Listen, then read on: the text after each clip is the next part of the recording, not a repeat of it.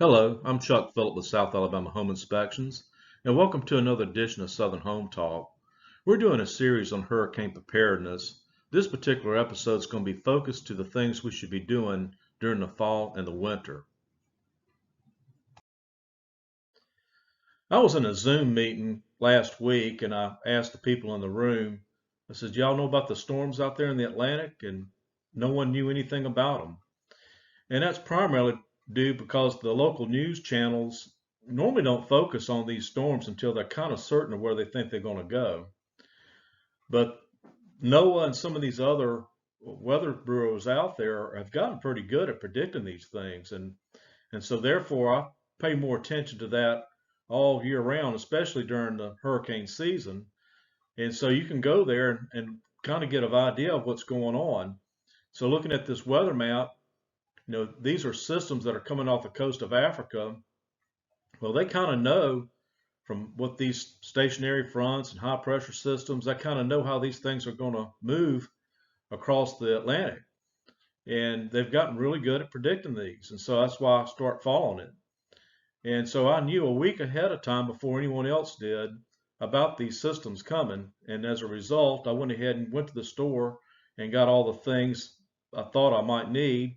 I pretty much already had most of everything already because I stay storm prepared year round. So anyway, this is important that you probably do the same thing. Start looking at NOAA and some of the other weather channels so you can stay ahead of the curve, because once one of these get into the Gulf, it creates a run on the stores. And that's one place you don't really want to be. You really need to be at the house, making preparations there. Here's the reason why you have to be storm prepared year round, and the reason why you should do your exterior projects during the fall and the winter time. You can see from looking at the monitor that it's 94 degrees outside with a 114-degree heat index. And not only that, if you have to hire people to come out and do some of these exterior projects, it's going to be cheaper to do it during that time of year, and they're also not going to be as busy. The time to buy a generator, and that even goes for the small gas ones, is really during the fall. That's when the stores seem to have them. That's when people are starting their Christmas shopping. Maybe you ought to put that on your Christmas list for your wife to buy, or vice versa. But what I do recommend doing is actually having, if you got natural gas, of course, is installing a natural gas generator. And that's what you're looking at in this right picture. And it's a Briggs & Stratton 15 kilowatt generator. It'll run the entire house. And basically what you need to do is contact some of these people that install these. I kind of recommend the Briggs. I'm not going to say anything bad about the box stores brands, but I recommend the Briggs. And I've had this since 2005, so it's 15 years old, but it's practically in new condition despite its age, because I do maintain it. And you also want to keep lots of extra oil and filters on hand, because this thing may have to run for 2 weeks. And that's another reason why I wanted the Briggs generator, because this particular model here is used on the oil wells out there in Texas. That's what keeps them running 24/7. So this thing's really designed to run for a very long time. And I've never had any issues with it. It's always worked flawlessly. So these things are kind of pricey, and they're going to be cheaper in the fall too, because there again, everybody wants these during hurricane season. And so you're going to pay substantially more for these units, especially for the installation of them. And so, what does come with these is usually the transfer switch in this left photograph. And what this does is isolates the power from the roads, when the power drops out there, so it doesn't backfeed the electricity back to the power lines. So I'm not going to go into all the functionality of this, but the main point is to let you know that the time to get your generators is during the fall or maybe the winter time. This is something I personally recommend, and what you're looking at in this slide is a mini split system. These things have really come down in price over the last few years, and the good thing about these is they can run on a small generator. But pretty much the whole thing runs off a 20 amp breaker. So also the time of year to put these in is during the fall and the winter time when the air conditioning companies are not that busy. It's also going to be cheaper for the labor to do it at that time too.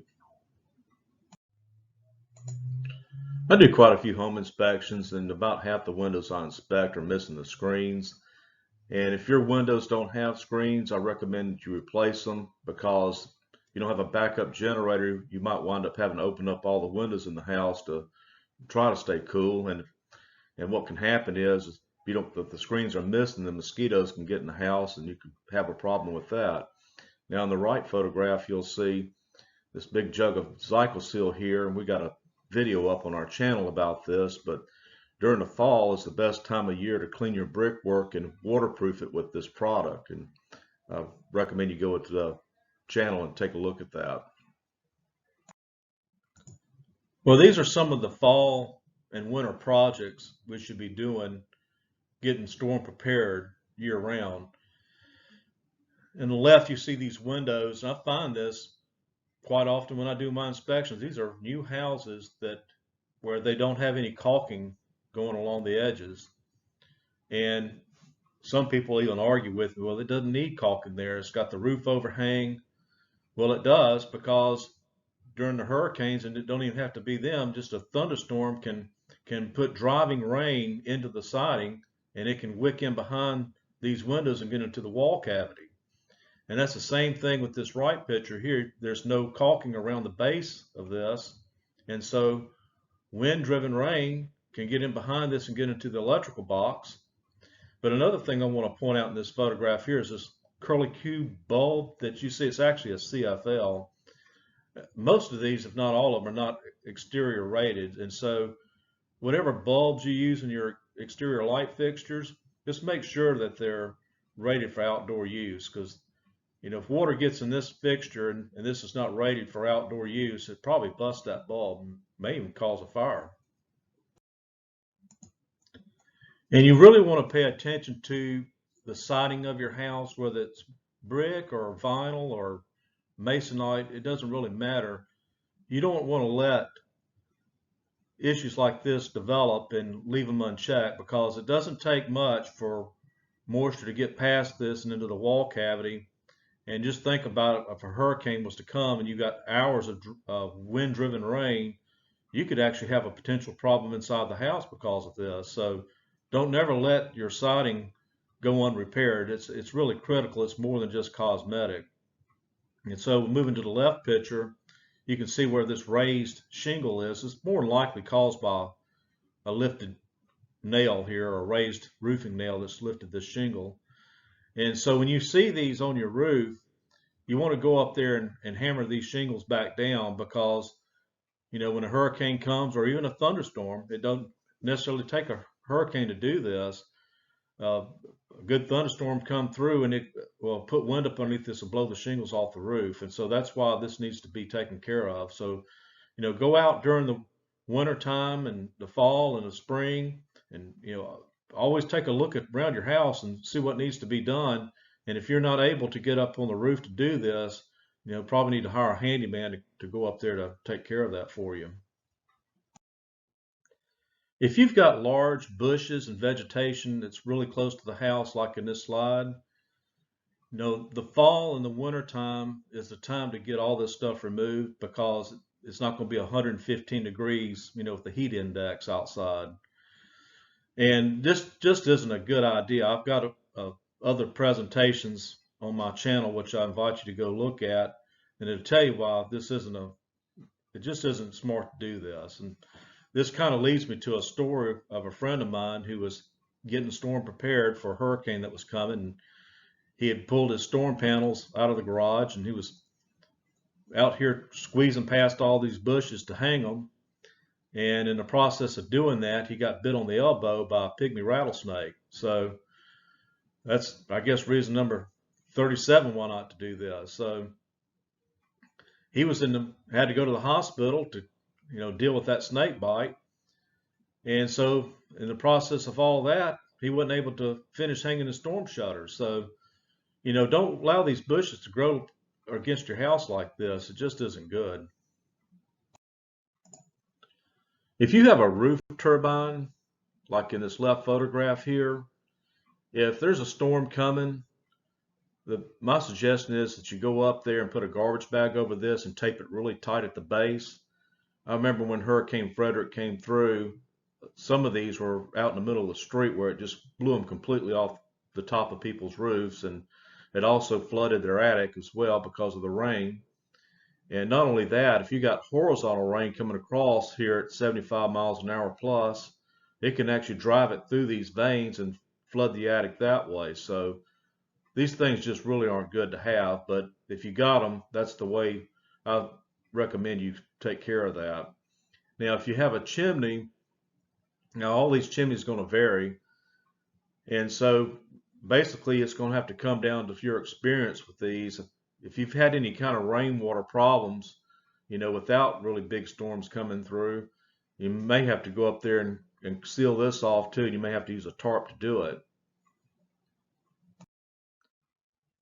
One of the biggest issues I run into inspecting houses here along the Gulf Coast is pretty much vegetation just growing too close to the structure.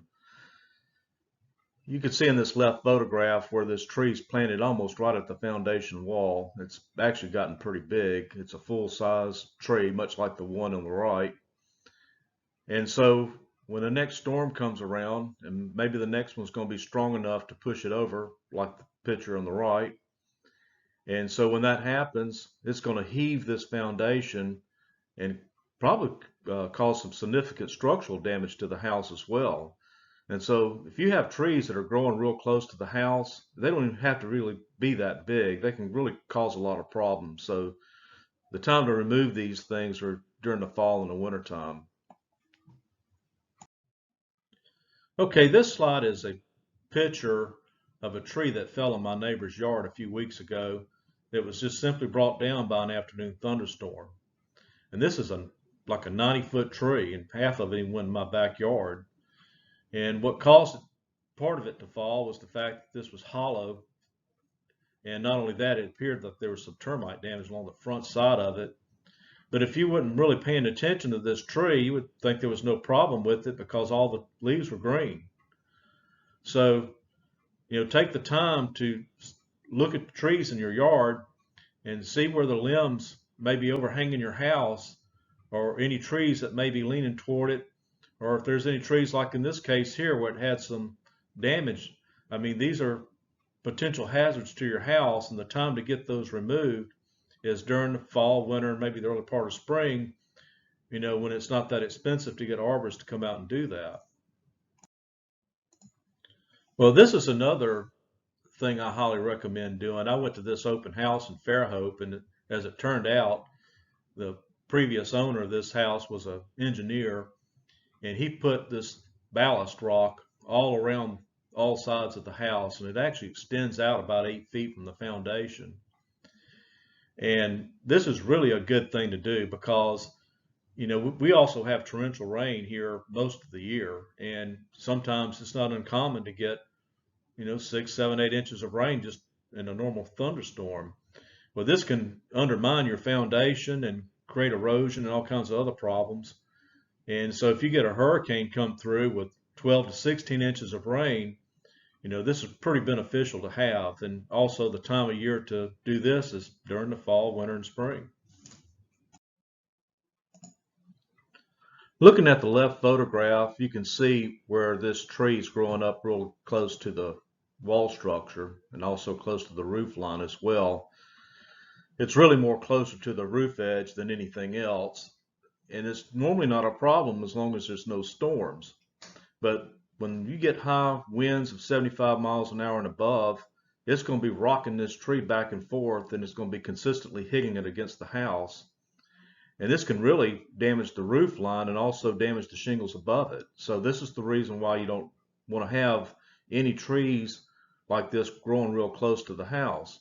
Now in the right photograph, you can see these are pretty lightweight limbs that are coming off this fan palm. But even this right here can create significant damage, especially to houses that have either aluminum or vinyl soffit. So this really should be removed as well. If you don't have storm panels on your house, I highly recommend that you buy these, and the time to really purchase these is during the fall and the winter time when they have very little to no business. And also, if you look in the right photograph, these are the storm fabric panels that are usually kept in attics, and this is for people that have newer houses. So you need to locate these and find out where they are. And you also need to take them out of the bag and make sure you have all of them, because there's going to come a time that you're going to need these, and you also want to make sure that they fit. And so that needs to be one of your weekend projects before a hurricane even comes, is to take these out and make sure they're all there and they all fit. If the only method you have of cutting the water off to the house is at the water meter at the front of the street, then you really should consider adding additional cutoff valves on the interior side, because it's not hard for debris to cover up that meter out there. And not only that, but flooding rain can actually fill the box up itself to where you can't access the cutoff valve. And this is really important because it's just a matter of time before you do have to cut the water off to your house for some sort of major plumbing leak. They're just going to happen. And if you have natural gas coming to your house, it's also a good thing to maybe add additional cutoff valves where needed there, so you can isolate the natural gas. To give you a case in point with this, if you have an exterior generator, it's probably a good thing to be able to have gas continually run into that, while at the same time having the gas isolated from the interior of the house in case the storm creates some sort of issue with that. It's always a good idea to keep general purpose tools around the house, like this large crescent wrench and this large pair of channel locks. And the reason why you want to have them on hand is because you may have to go out and cut off the gas meter or the water meter, and you can accomplish that with these types of tools. And also, if you don't have a water meter key, that's what you're looking at in this right photograph, and that's the only way you have of cutting water off to the house, I recommend that you go to Lowe's or Home Depot and purchase one of these. They're not that expensive. Well, thanks for taking the time to watch this live presentation. We're trying to keep them as short as we possibly can. We're going to have some other episodes about storm preparedness, but we're also focused to the issues that faces our houses down here in the South. It's pretty unique where we live, and we have pretty unique problems as a result of that. So thanks for watching. Please subscribe to our YouTube channel, Southern Home Talk. We are committed to the issues that affect our homes in the Deep South. South Alabama Home Inspections does general condition inspections. We can let you know what kind of issues may be affecting your home and provide solutions as well.